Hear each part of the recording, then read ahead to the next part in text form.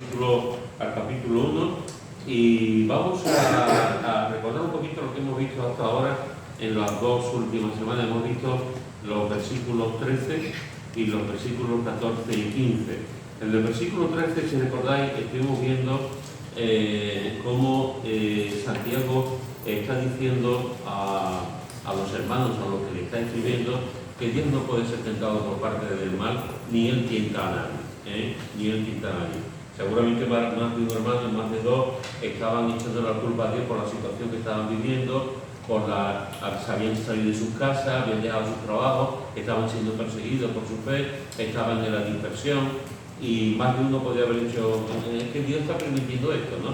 Y Santiago está diciendo, no, Dios no puede ser tentado por el mal porque él es imposible, es imposible. Si Dios no puede ser tentado por el mal, porque en el momento en que Dios sea tentado por el mal, se abre la brecha de caer en la tentación.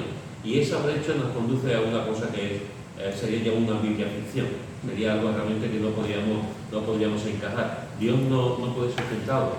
Y si Él no puede ser tentado, ¿cómo va a incitar a los hijos a ser tentados por el mal? Es imposible. Metafísicamente es imposible que Dios pueda hacer eso. Estuvimos hablando de que efectivamente Dios no puede ser tentado ni tentar mal, pero sí hay uno, que la Biblia lo llama el tentador. Y vimos en varias ocasiones, varios versículos que nos hablan de ese tentador.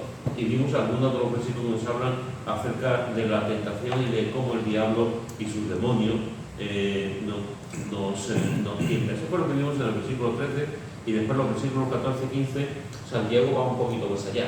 Y Santiago está diciendo, pero no olvidéis una cosa. No olvidéis que efectivamente el diablo nos tienta, pero no olvidéis que ustedes también sois responsables, y yo también. Santiago está diciendo, no os escudéis, hola campeón, no os viene negro, no os excuséis en que el diablo es el que tienta, porque a veces los cristianos le echamos demasiada culpa a Dios, demasiado. Aquí tenemos dos formas de entender las cosas. Ya en los años que llevo en el Señor, te encuentras con cristianos que le echan toda la culpa al diablo, toda. Tenemos un resfriado y es el espíritu demoníaco del resfriado. Nos duele la cabeza es el espíritu demoníaco del dolor de cabeza. Cualquier cosa que nos ocurre es del diablo.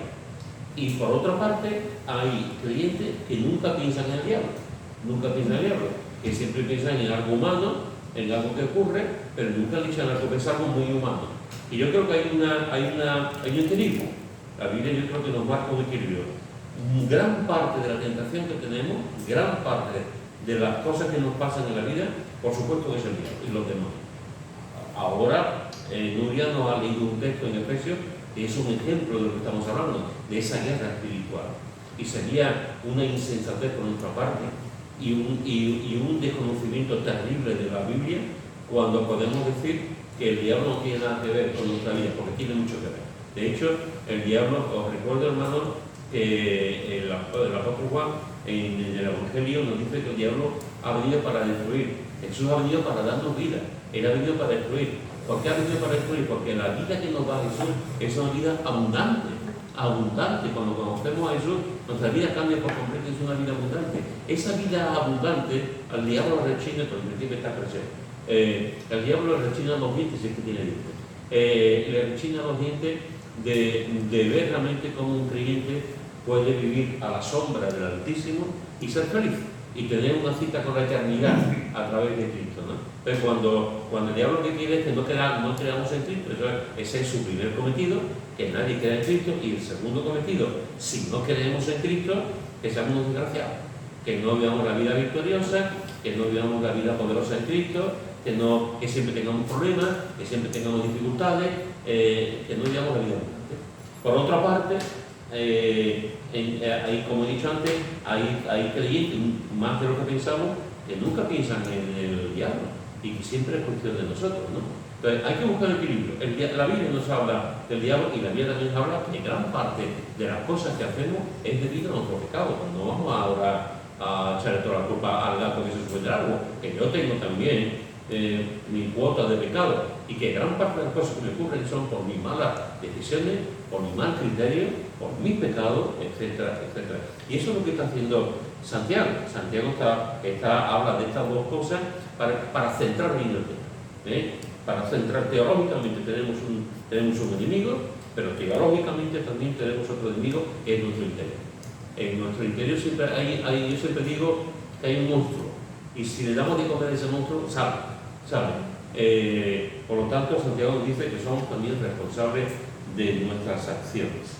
El diablo por una parte, sus demonios, y nosotros con nuestras acciones por otra parte. Y después sigue diciendo, en el versículo 16 al 18 dice: amados hermanos míos, no erréis.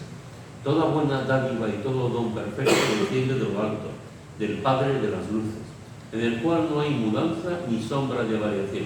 Él, de su voluntad, nos hizo nacer por la palabra de verdad para que seamos primicias de sus criaturas. Es interesante porque fijaros que hay una clave aquí, en el versículo 16 hay una clave. El versículo 16 dice: amados hermanos míos, no erréis. Y la clave consiste de qué está hablando aquí Santiago, porque aquí solamente hay dos interpretaciones. Santiago está reforzando lo que ha dicho antes, es decir, si Santiago está reforzando lo que ha dicho antes, lo que está diciendo es: hermano, os repito lo que ya os he dicho antes, os digo la verdad, que no os equivoquéis, que el diablo y nosotros tenemos parte de la tentación. No vayáis por otra parte, no le echéis la culpa a Dios, no le echéis nunca la culpa a Dios. Tened en cuenta siempre, así que no equivocar, como si enfatizase otra vez el argumento que acaba de dar, como si delante de la mesa dijera: seguid pensando en esto, no erréis, no os equivoquéis, porque tanto el diablo como nosotros mismos somos culpables de nuestras tentaciones, no Dios.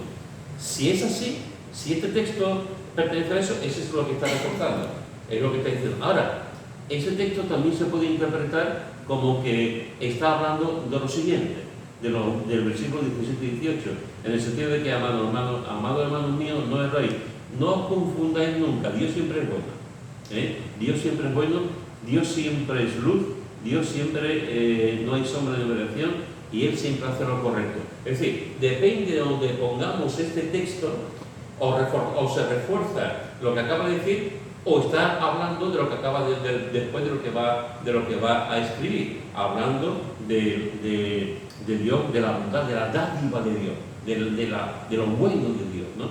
Entonces, depende un poco de donde enfoquemos el versículo, porque para estos dos principios el versículo se puede dar. Yo no vamos a entrar en esto ahora, porque creo que puede enfocarse perfectamente entre los dos, puede reforzar el argumento que está dando sobre la tentación, y también puede abrir un poco la puerta a lo que va a escribir en cuanto a la bondad y el cuidado de Dios. Lo importante aquí es lo que Santiago está diciendo, y no solamente lo que está diciendo, sino cómo lo dice. Y fijaros que en su momento, cuando estuvimos hablando de la introducción de Santiago, vimos que Santiago es un pastor firme, Santiago es un pastor con autoridad, Santiago es un pastor que tiene la idea clara, pero también estuvimos viendo que Santiago es un pastor extremadamente cariñoso, es un pastor amoroso, y lo manifiesta. A veces el problema que tenemos nosotros los clientes es que no manifestamos el amor. Esto es como los padres con los hijos.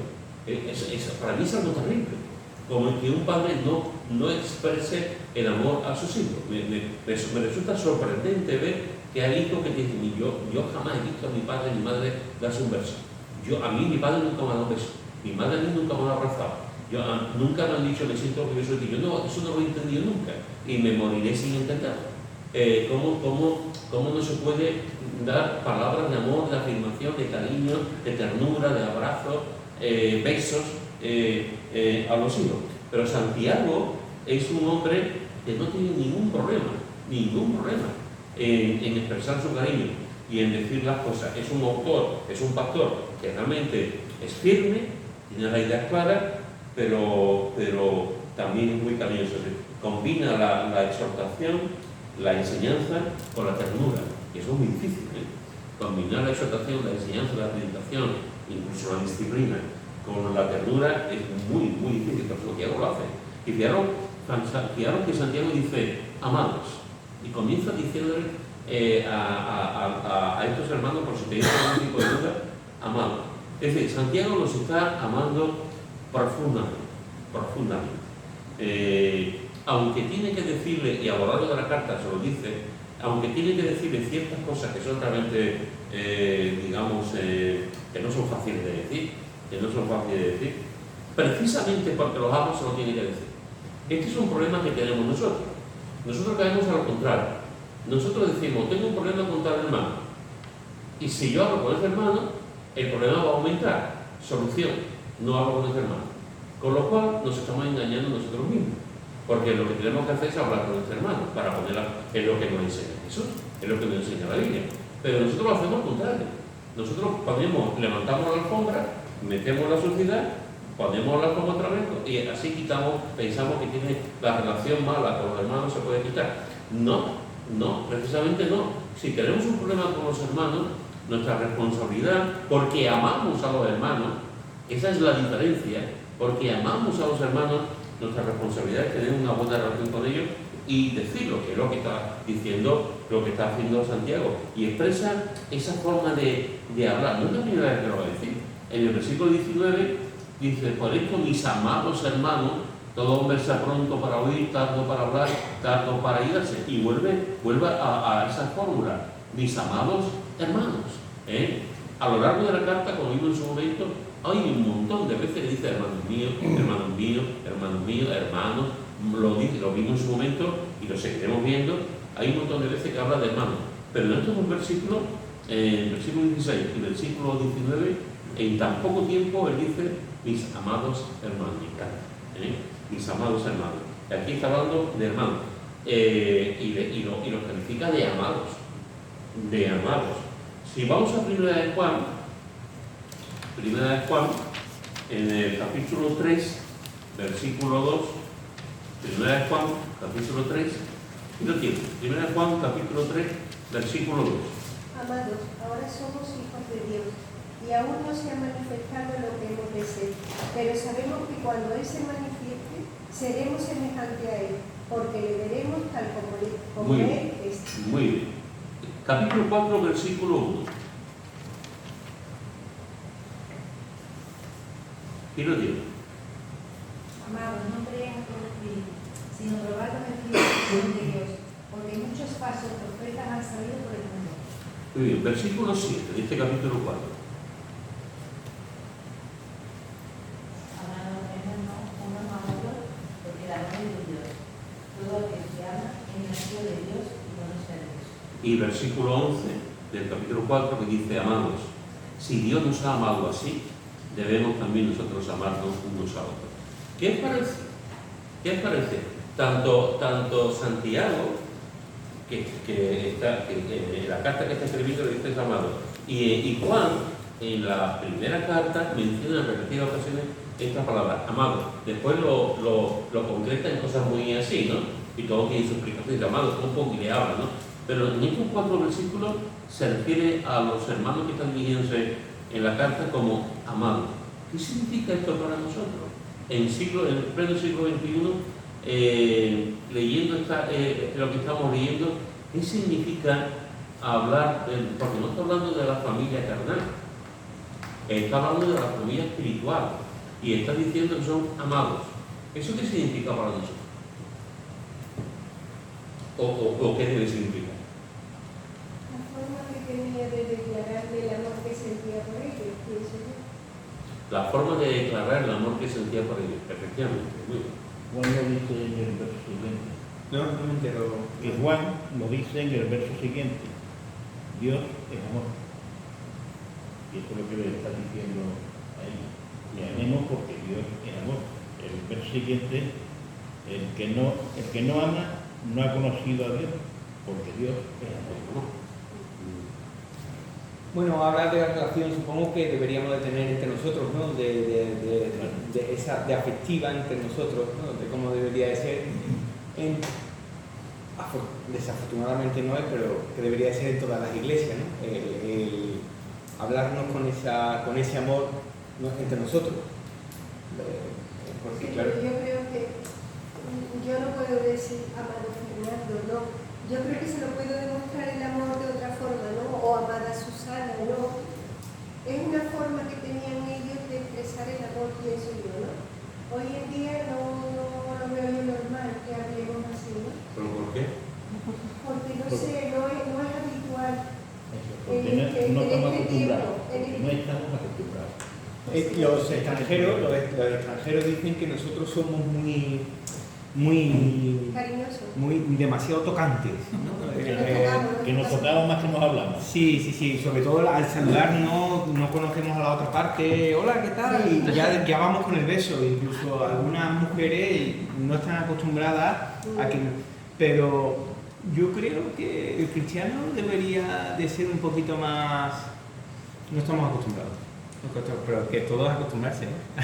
Si nos acostumbramos a la mascarilla, ¿por qué no podemos acostumbrarnos a De todas formas, Amado Fernando? De todas formas, sí. Pero que hay Amado una Joaquín. tengamos que decir amado.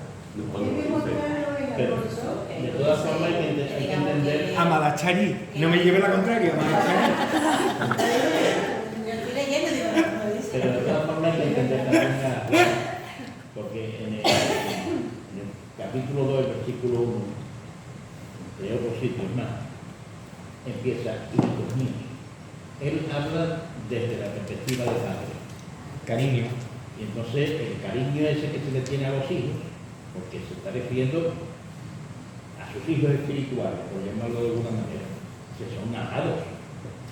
Yo creo que es una carta, Para como ellos, si fuera una carta. En vez de decir querida iglesia, sino dice amados, amados conmigo, no sé qué, para empezar la carta o hablar. Yo creo que Una no forma de estamos escribir también. acostumbrados a día de hoy a hablar de esa forma, ¿no? Amados hermanos, no. Es una forma A los que hemos pasado por la Iglesia Católica, el sacerdote o cura nos decía, amados hermanos. Sí, pero entre nosotros... Pero claro, tú eso lo ves como el político que te está hablando, igual, exactamente igual. No se lo ves de lejos. Ese amado es lejano. Pero cuando te dice alguien aquí en la reunión que estamos, amada Nuria, amado Pepe, amado Pedro, es más cercano. Es más cercano, pero no es más cercano porque te lo esté diciendo a un metro de... sino porque lo estoy demostrando cada día que nos vemos. Pero Santiago es individualista, él lo dice en general, amados hermanos, en general. No, me estoy refiriendo aquí a Juan, en este caso. El Cristo mío y los amados hermanos y demás. O sea, una cosa es como tú te dirijas cuando estás escribiendo, y otra cosa es el sentimiento que tú tienes cuando estás escribiendo a ciertas personas. Porque Juan, desde que empiezan las cartas, está en el sentido de yo soy el padre, hijos míos, y ahora todos son mis hijos. Amados hermanos, pero son todos mis hijos. Santiago es la forma de escribir, que también puede ser el estilo del momento. No, yo conocí a un pastor que tenía esa expresión, mis queridos hermanos, amados míos. Sí, yo lo conocí. Yo recuerdo en Radio Génesis, había un hermano que falleció, que, bueno, para empezar, cada vez que hablaba, porque tenía un postazón fortísimo, cada vez que hablaba, fastidiaba al que estaba en el control, porque se te iba, mis queridas almas. Y así es como se presentaba él. Y lo decía de corazón. Mis queridas almas. Además, yo creo que algunos de ustedes, los vieron del lugar, se acuerdan de ese hermano. Que hay hermanos que hablan de una manera y otros hablan de otra. De todas formas, yo creo que aquí es una perfección. Yo creo que era un sentimiento que Santiago tenía sobre los hermanos, sobre todos los creyentes. Era un sentimiento que él expresa en amado. Era una carga, era un deseo, era un vivir. Y entonces da alegría a decir amado cuando tú estás viviendo eso. Yo creo que una de las cosas que podemos, como como nos vamos a los extremos, porque somos así, nos vamos a los extremos, pues podemos ir a un extremo. Podemos ser demasiado pastelosos, demasiado azucareros, y que es una forma de hablar digamos, te amo, te quiero, ese tipo de cosas. Podemos hacerlo y podemos traer un tiempo en el que toda nuestra conversación es muy melosa en ese sentido, ¿no? Pero también nos podemos ir a la otra parte, y a la otra parte es nunca decir, como he dicho antes, en el entorno de la familia, pues en la misma iglesia podemos caer en lo mismo también, nunca decir a nadie te quiero, ¿no? O te amo. Entonces, yo creo que aquí, de alguna forma, yo coincido con lo que se ha dicho también sobre que también es un aspecto cultural. Y también creo que nos da una cierta vergüenza. Y creo que también puede pasar que nos consideren como algo cursi. Mira, ahora va a decir, amados hermanos. En una predicación quizás no soy de mal. Sí. En una predicación no, pero ya no solamente decir, porque quizás nos quedamos en la epidermis, en la forma, pero aquí tenemos que ir un poco más al fondo.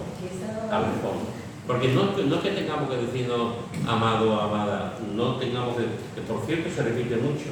Pablo también, es al fondo, la expresión de amor, la expresión de amaros los unos a los otros. Y ese amar los unos a los otros, efectivamente, como muy bien ha dicho Mari Carmen, ese amar los unos a los otros es como obra. No se puede amar sin obra. Eso sería un teatro, eso sería hipocresía. Yo no tengo obras por ti y actúo contigo como decir que te quiero. Pero también lo otro, eso no me olvida, que también tenemos que decir te quiero, también tenemos que decir te amo.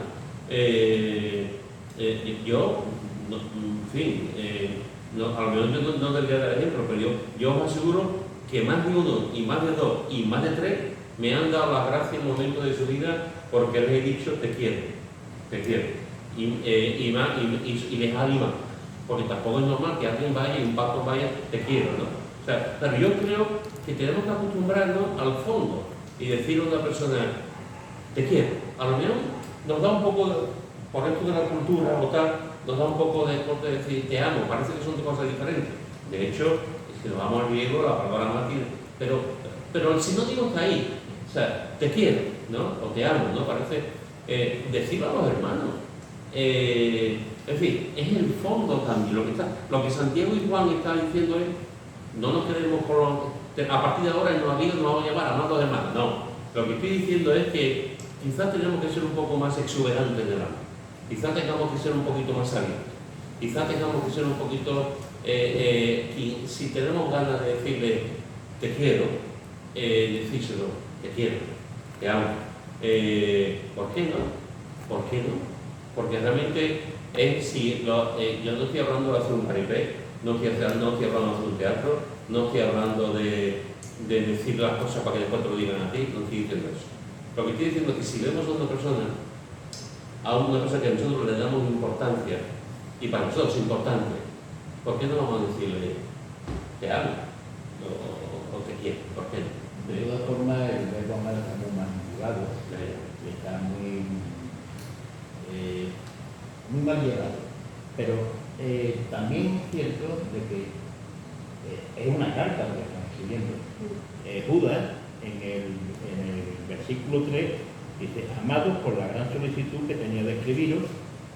En el versículo 20, pero vosotros, amados, edificando sobre vuestra santísima fe. Y Pedro, en el capítulo 2, versículo 11, amados, yo os ruego como a extranjeros y peregrinos que os abstengáis, etcétera. O sea que vemos en la mayoría de las cartas cómo el amados, cuando se refiere a los que se le está escribiendo, sea en la diáspora, sea en un sitio en particular, sea, pues es una cosa muy normal para ellos. ¿Qué ocurre?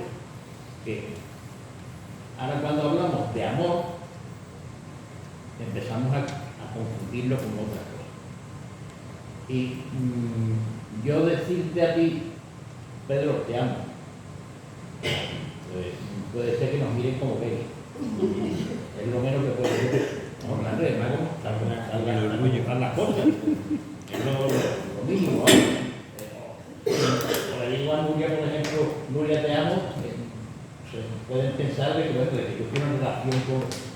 y ya pensamos malamente. Es el problema de lo denostado que está esa expresión. También yo pienso que los hermanos que están escribiendo la carta, antes de decir algo, dicen amados para que entre más suave lo que van a decir, porque muchas veces no, es como, amada Nuria, te voy a decir una cosa. Te va a enterar. Parece como que... Eso es lo que te decía este matrimonio. El cariño. Esa es una manera amorosa, porque hay personas que te dicen algo de ¡ah! y ya te cortan, y te dicen las cosas, pero lo que hacen es que te humillen y te tiran al suelo. Entonces, hay maneras de decir las cosas. Yo recuerdo una vez una hermana hace muchos años, una hermana me decía, voy a citar lo que me dijo, una hermana me dijo, mira, tú nos llamas perro judío y te damos la razón. Nos dice perro judío otra persona y nos enfadamos con él. Literalmente, y nos enfadamos con él. Es decir, ¿por qué? No por nada, porque a lo mejor otro hermano dice, son las maneras. Entonces, aquí lo que está hablando también efectivamente es, os voy a decir una cosa, pero que quiero que sepáis que os quiero. Quiero que sepáis que os quiero, que os amo, ¿no? Pero el fondo, lo que yo y como ha dicho muy bien Fernando, es que es una enseñanza que se repite. Entonces, cuando la Biblia repite tanto esta palabra, es por algo, es por algo. Entonces, quizá para reflexionar nosotros podamos decir, bueno, no voy a estar diciendo todos los días que quiero a una persona, pero que de vez en cuando, a un hermano o una hermana que le diga, te quiero. Nunca sabemos lo que puede significar para esa persona. Lo sabemos para nosotros porque estamos haciendo algo bonito y hermoso, pero para la otra persona nunca sabemos lo que puede significar. Y Santiago está diciendo, lo emplea de esta manera, amados, y después dice hermanos, después dice, me encanta, amados hermanos. Él tiene una relación fraternal con ellos. Y es interesante porque esta es una palabra que también entre el judaísmo era muy común, hablando de era muy común entre los judíos, pero con el cristianismo esta palabra adquiere otra dimensión, es otra cosa completamente diferente. La palabra hermano nos da un sentido de familia, un sentido de intimidad, un sentido de pertenencia, hermanos.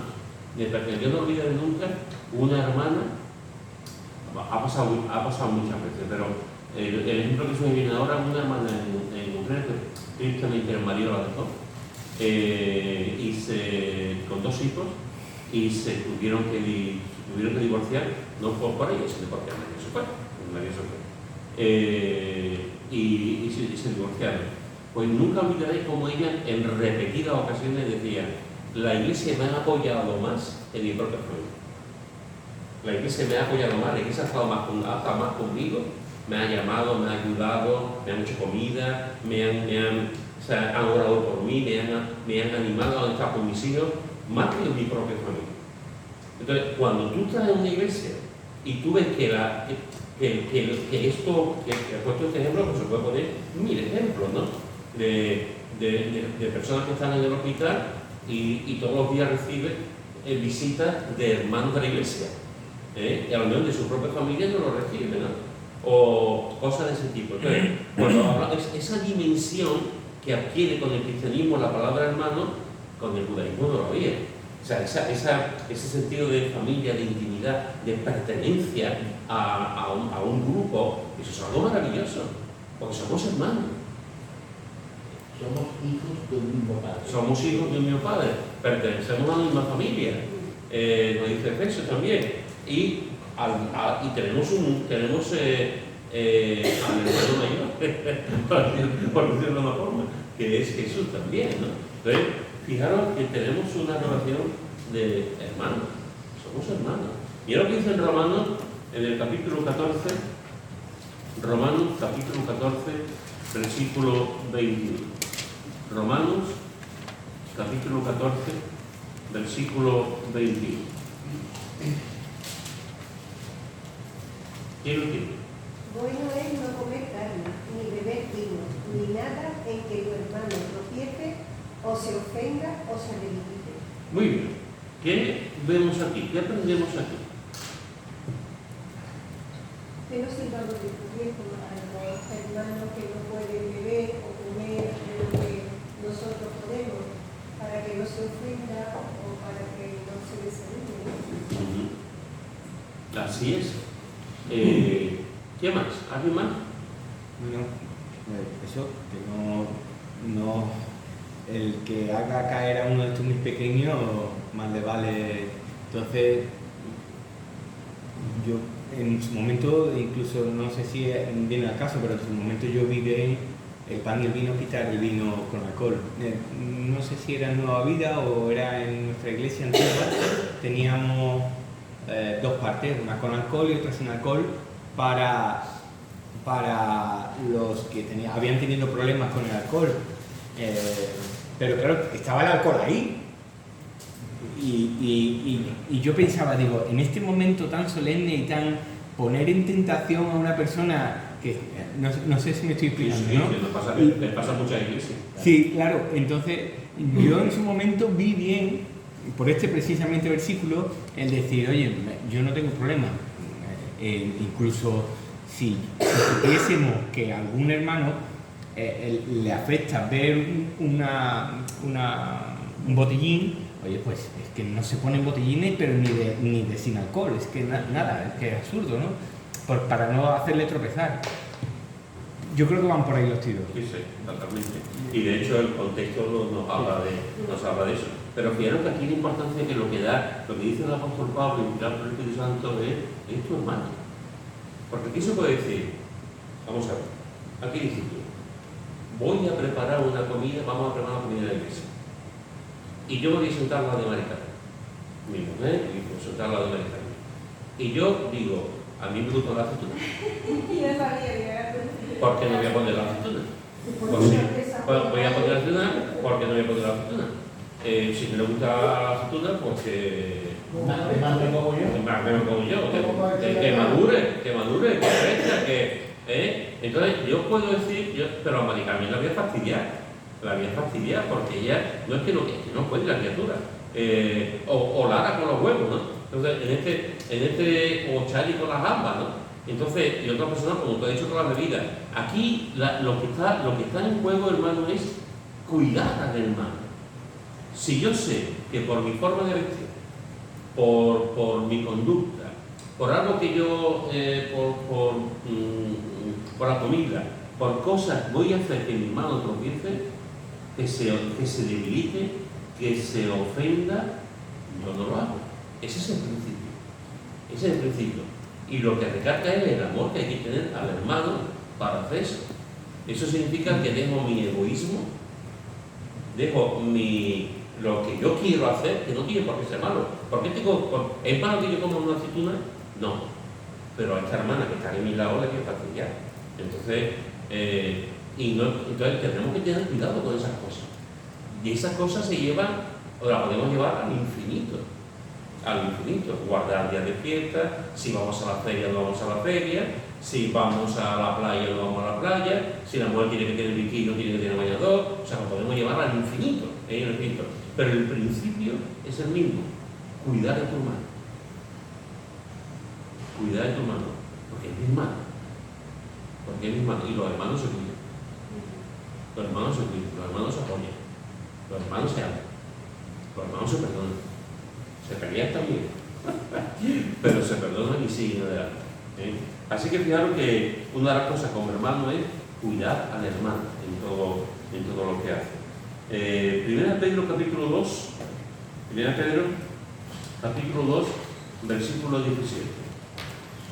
Primera Pedro capítulo 2, versículo 17. ¿Quién lo tiene?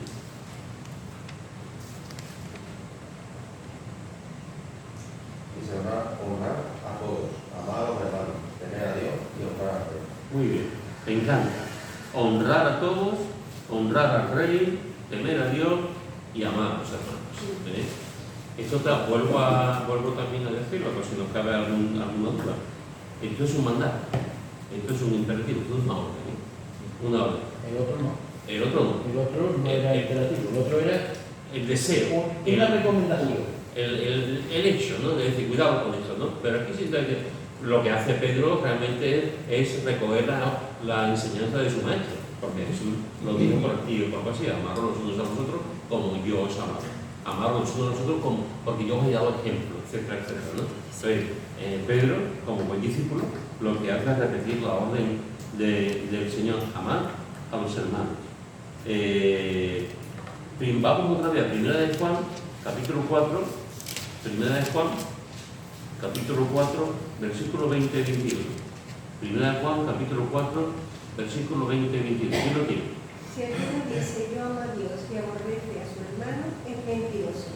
Pues el que no ama a su hermano, a quien ha visto, ¿cómo puede amar a Dios a quien no ha visto? Y el 21. Y nosotros tenemos este mandamiento de él: el que ama a Dios, ame también a su hermano. ¿Qué os parece? Cuidado, ¿eh? Cuidado con las cosas que podamos decir, Es más fácil porque Si este no lo has versículo... visto, ¿cómo lo amas? Y al que ve, no lo ama. Pero es más fácil amar a Dios que amar a Sí. Estoy de acuerdo. Estoy de acuerdo. En un sentido es más fácil amar a Dios, porque a Dios no lo ve, pero al hermano lo ve. Hombre, es algo santo y puro y el hermano, El pues, hermano no, está ahí, el mi hermano te como yo. bloqueas con él, te ha dicho algo, tu corazón se violenta, ha dicho algo de tus hijos, ha hablado mal de ti, me ha hecho una trastada. Es complicado, es complicado. Por eso estos textos nos tienen que ayudar a analizarlo. Yo amo a Dios, aborrece a su hermano, es mentiroso, es muy claro. O sea, aquí Juan no se anda por la rama. El que dice yo amo a Dios y aborrece, la palabra aborrecer es una palabra que resuma odio. Odio. No estamos hablando aquí de un desencuentro. Ojo. ¿Qué pasó con Pablo y con Bernabé? ¿Os recordáis? Se pelearon por Juan. Por Juan Marcos. Marcos. Por Juan Marcos, o sea, por Marcos. La palabra que se usa en Hechos, cuando los dos se dividen, es paroxismo. Paroxismo. La palabra paroxismo, la palabra paroxismo, es retirado, creo. La palabra paroxismo es una palabra que tiene que ver que perdieron el control. Perdieron el control. Tanto los dos hombres de Dios perdieron el control y se enfadaron uno con el otro. A partir de ahí, cada uno andó por un lado. Pues cuando hablamos de esto, estamos hablando de que no es porque yo puedo discutir contigo, tiene un problema contigo, pero no te aborrezco, simplemente que tengo que sentarme contigo. Tengo que sentarme contigo, tengo que aclarar las cosas y tengo que decir, mira, esto, ¿no? Pero aquí la palabra es muy fuerte, es aborrecer a su hermano. Y te digo una cosa, o permitirme que veas una cosa que dije la semana pasada. Siembras un pensamiento y cosechas un acto. Siembras un acto y cosechas un hábito. Siembras un hábito y cosechas una eternidad.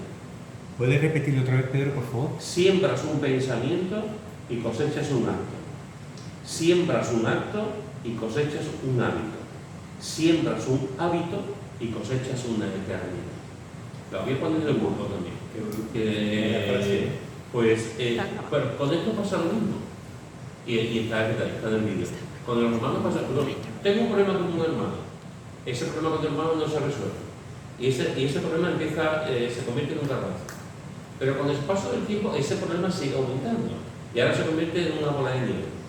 Y con el paso del tiempo, como no hemos cambiado, se convierte ya no solamente en una bola de nieve, se convierte ya en el campo. Y al final se convierte en un gigante que te aplasta. Cuando se podía haber solucionado desde el principio. Por eso, cuidado, que ligeramente y fácilmente podemos decir, no, yo no tengo problemas con los hermanos. Sí podemos tener problemas con los hermanos.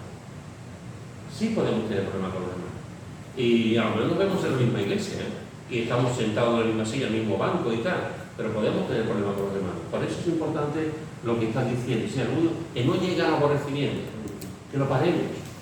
Porque cuando te das cuenta, ya no es que no soporta a este hermano, es que no quiere saber de esta persona, o de esta familia, ¿no? O de este grupo, ¿no? Entonces, hay que tener cuidado. Aborrece a su hermano es mentiroso, porque el que no ama a su hermano, a quien ha visto y lo está viendo, ¿cómo puede amar a Dios quien no lo ha visto? Están en la iglesia juntos. No me entero, Fernando, perdona. Están en la iglesia juntos. Y además toman el pan y el vino juntos. Pero se aborrecen. Eso es algo terrible. Eso es terrible. Pero lo peor que yo veo es hermanos que no están en la iglesia juntos porque se han tenido que ir de la iglesia enfadados. Sí, bueno, las divisiones, y además ni se hablan. Ya, enemigos para siempre. Yo siempre pienso en tienen fe, creen en Dios Se supone. y se supone que van a ir al cielo. Y ahí van a convivir toda la eternidad. Ahora te fastidia, vas a toda la eternidad con este al cabo. Bueno, no, pero ¿con qué cara se van a mirar los dos? Eso a mí, porque mira, lo veníamos hablando Pablo, en Barcelona, bueno, pues hemos estado este fin de semana y vivíamos justo, o sea, estábamos muy cerca de donde estaba la antigua iglesia de Barcelona, ¿vale? Y Pablo decía, y si nos encontramos a Pepito, y digo, pues yo sinceramente, este hombre ya es una persona mayor, puede tener 79, 80 años. 80 y tanto. Bueno, 80 y tanto. pues yo le daría un abrazo. Otra cosa es que él no quisiera abrazarme, pero yo le daría un abrazo y le diría, ¿Tienes oye, un problema ya? te equivocaste o no sé qué, pero tampoco ni se lo diría, le daría un abrazo, ¿cómo estás? Ya está, le preguntaría, pero yo creo De que... todas formas, cuando lleguemos allí, al cielo, las cosas van a cambiar mucho de cómo somos aquí. Porque a pesar, vamos a tener que mostrarnos. Que eso aquí no lo hacemos. Aquí decimos mucho, pero después a la hora de la verdad, mostrarnos no lo hacemos. No nos humillamos. Allí sí hay que humillarse. Es una cosa interesante esto también, porque ¿cuántas veces ha pasado, entre nosotros no, pero cuántas veces ha pasado de creyentes que se han ido más, que han peleado y se ven por la calle y pasan de uno hacia el otro para no saludarse? Así. Y son hermanos de la fe, son hermanos de la fe, no que son hipócritas y que simplemente ha llegado un momento en que no han sabido arreglar las cosas.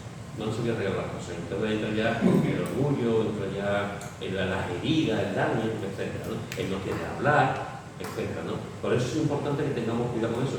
El autor de Hebreos dice en el capítulo 13, creo recordar el versículo 1, dice, permanezca el amor fraternal. También tan imperativo, permanezca el amor fraternal. Debemos de hacer todo lo posible para que el amor fraternal esté, todo lo posible. Cada uno debe de intentar por todos los medios que el amor fraternal esté. Y hermano, que es muy triste que hay familias que no se hablan y están en la misma iglesia. Hay creyentes que no se comunican y están en la misma iglesia. Incluso hermanos de sangre que están en la misma iglesia y tampoco se hablan. Yo creo que más es el orgullo de cada persona al no dar un paso así, o que yo estuve mal, pedir disculpa o perdón, ¿no? Yo creo que el orgullo más puede a una persona. Sí. Porque a veces dices, sí, es que yo me equivoqué, pero no me voy a humillar porque no le voy a dar gusto. Pero es que eso pasa en familias también. Sí. Y además tú lo has dicho también, que además es así, muchas veces decimos, la culpa la tiene él, oye, pues yo no tengo por qué decirlo. Ese argumento, es decir, la culpa la tiene ella, es un argumento eso es escudarla, que venga él, que venga la otra persona. Si viene la otra persona yo no perdono, bien, pero también puede ir esa persona y aclarar las cosas. Entonces, hermano, que amemos, que nos amemos. Amar no es fácil. Lo que estamos hablando aquí esta tarde no es fácil. Lo fácil y el trompazo lo uno con lo otro. Eso es lo fácil. Y a mí me encanta la Biblia porque es muy realista. Por eso tantas veces Nos dice amaos los unos a los otros, orad los unos por los otros, soportaos los unos a los otros, etcétera, etcétera. Más de 30 veces. ¿Por qué? Porque sabe cómo somos. Sabe cómo somos. Sobre todo eso. Entonces, somos amados, somos hermanos, vamos a vivir esa relación de hermanos. Y una cosa, vamos a ver, como digo yo, honestamente, quizá me vaya a echar al fuego, pero yo, honestamente, yo prefiero que un hermano, después de intentarlo, no es capaz de amar a una persona y diga, me voy, porque lo voy a odiar. Y antes que odiar a esa persona, me voy a otra iglesia y recaudo mi corazón. Y yo he visto situaciones así, incluso que tiene que decir a una persona, vete, porque vas a acabar muy mal. Pero porque no ha sido, por el motivo que sea, no ha sido capaz de arreglarse con el otro hermano. Y antes de que su alma o llegue un momento en que lo aborrezca completamente y lo vea como un monstruo, me voy a otra congregación donde no me conoce nadie y allí puedo empezar de nuevo. El problema es que a veces he visto, no siempre, pero a veces he visto que eso que ha ocurrido con el tiempo vuelve a ocurrir y esa persona vuelve a tener un problema con otra persona. Entonces ya no es solamente una cuestión de algo en un momento dado, sino que ya es algo más grave, ¿no? Pero en un momento dado, quizás dices tú, bueno, si no puedes estar ahí en la iglesia, vete a otro sitio y por lo menos busca la paz de Dios. Si no puedes reconciliarte con ese hermano.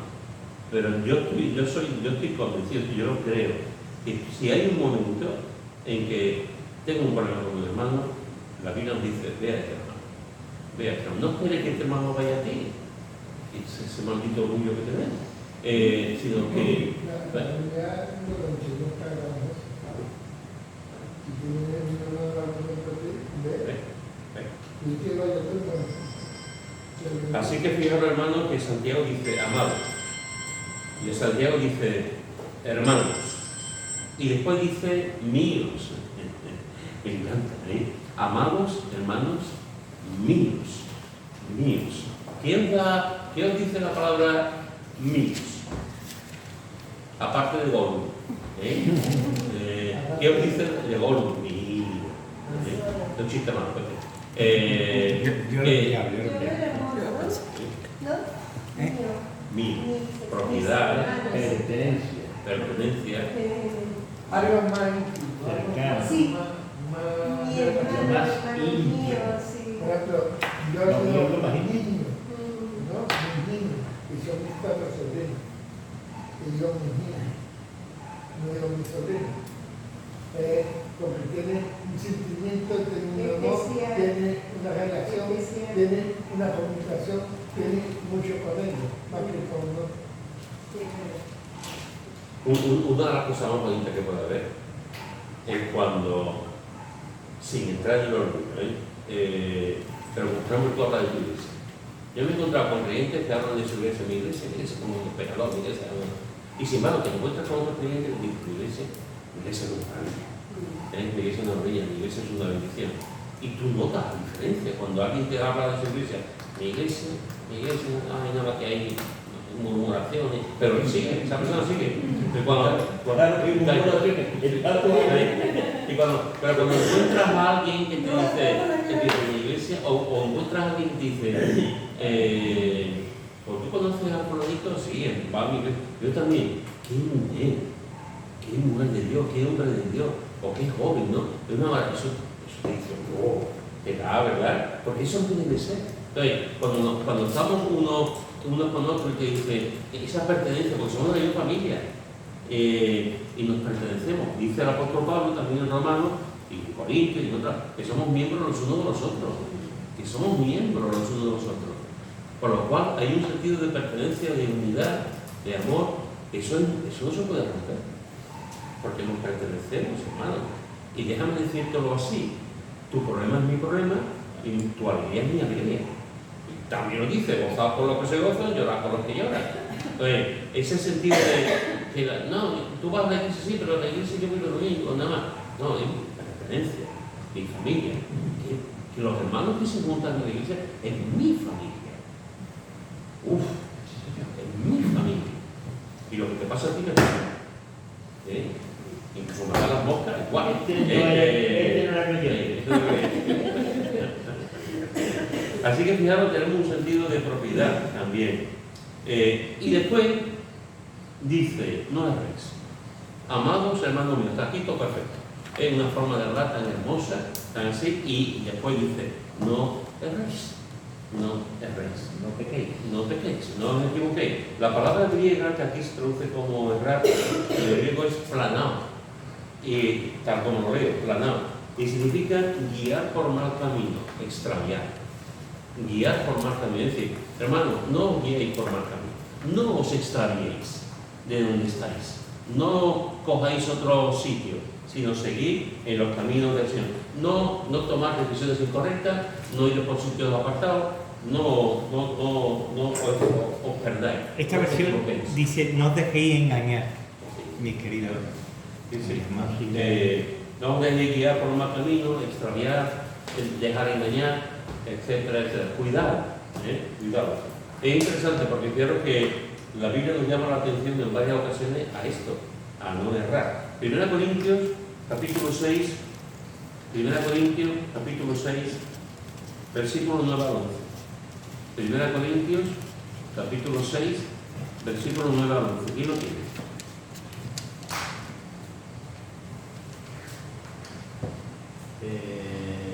¿No sabéis que los injustos, no sabéis que los injustos no heredarán el reino de Dios? No erréis. Ni los fornicarios, ni los idólatras, ni los adúlteros, ni los afeminados, ni los que se echan con varones, ni los ladrones, ni los avaros, ni los borrachos, ni los maldicentes, ni los estafadores heredarán el reino de Dios. En esto erais algunos, mas ya habéis sido lavados, ya habéis sido santificados, ya habéis sido justificados en el nombre del Señor Jesús y por el Espíritu de nuestro Dios. Muy bien, ¿qué os parece? Al cielo no va ni un político, vamos.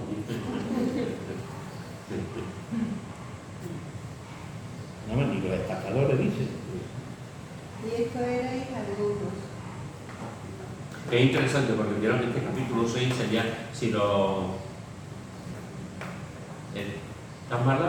No, Que fijaros que en este capítulo 6, no, si lo leéis tranquilamente en casa, podréis ver que se repite la expresión no sabéis, versículo 2, no sabéis, versículo 3, no sabéis, versículo 15, no sabéis, versículo 16, en fin, ahí se repite esta frase no sabéis. Y aquí, en el versículo 9, lo repite también, no sabéis, y es interesante la lista que da. No sabéis que los injustos no heredarán el reino de Dios, y los fornicarios, los idólatras, todo el mundo, todo el mundo. No erréis, no os equivoquéis, pero dice algo hermosísimo. Porque muchas veces nos quedamos con lo primero que hemos leído, pero se nos olvida el versículo 11. Y el versículo 11 dice, y esto erais algunos, mas ya habéis sido lavados, etc. ¡Qué bendición, adiós familia! ¡Qué bendición! Esto erais algunos. Antes éramos así, incluso afeminados, los que se echan con varones, etc. Esto éramos algunos, pero ahora hemos cambiado, por la gracia de Dios. Y esto nos debe ayudar también en cuando hacemos evangelismo, cuando hablamos con la gente, para no decirnos, esta persona no, es un desastre. Es verdad, y se nos olvida que nosotros también antes éramos un desastre. Nosotros también antes éramos así de malos y pecadores también. Y algunos todavía. Y algunos todavía, efectivamente. Así que creo que este es otro ejemplo de no errar, no os equivoquéis. Cuidado porque antes éramos así, pero ya no somos así, así que no juzguemos, ni echemos al infierno antes del tiempo al aire, porque hay que darles el tiempo de arrepentirse y de que crean en Cristo. Y con esto voy a terminar, otro ejemplo donde se pone que no es rey, lo encontramos en 1 Corintios también, en el capítulo 15, versículo 33. Capítulo 15, el capítulo de la resurrección, versículo 33. ¿Quién lo quiere leer?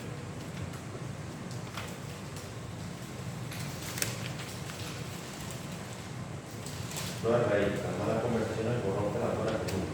Muy bien, no erréis. El apóstol Pablo está diciendo a la iglesia de Corinto, cuidado con lo que habláis, porque si estáis hablando, si algunos dicen que no hay resurrección, si algunos dicen, como hay algunos que dicen que no hay resurrección, cuidado con lo que habláis, porque os podéis contaminar. Cuidado con las cosas que escucháis. No erréis en el contexto de la resurrección. No erréis, las malas conversaciones corrompen las malas costumbres.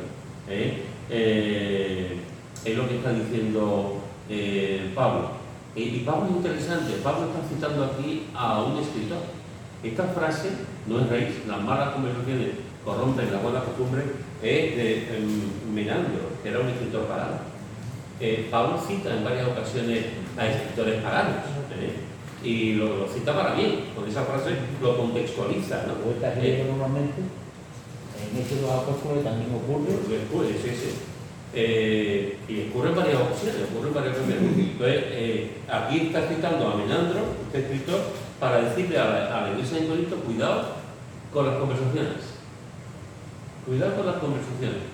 Cuidado porque una mala conversación, hermano, una mala conversación nos puede llevar a una mala costumbre, nos puede llevar a sitios malos, a sitios de impureza, de pensar mal, nos puede quitar la tranquilidad en el alma, nos puede hacer pensar mal de una persona. Cuidado con las conversaciones, sobre todo si son conversaciones que algunos te dicen, Cristo no resucitó, entonces tú dices, ¿cómo? Y sigues él y no lo para, ¿no? O tú le das un argumento, ¿no? Sino cuidado porque las malas conversaciones, y esto es verdad en todos los géneros, las malas conversaciones corrompen las buenas costumbres. Tengamos cuidado cómo hablamos, tengamos cuidado las conversaciones y no nos equivoquemos en cuanto a la forma de hablar y de actuar con los demás. Así que, hermanos, en este texto que hemos leído como preámbulo a los versículos siguientes que vamos a empezar a estudiar la semana que viene, Santiago nos está diciendo, amados, hermanos míos, no le erréis. Y los considera amados, los considera hermanos y los considera míos. Y a continuación, con esa autoridad que da el amor, dice, no os equivoquéis, no toméis su mano, no erréis. No perdáis las buenas costumbres. No perdáis las buenas costumbres. Que las buenas costumbres son siempre buenas. Amén. Amén.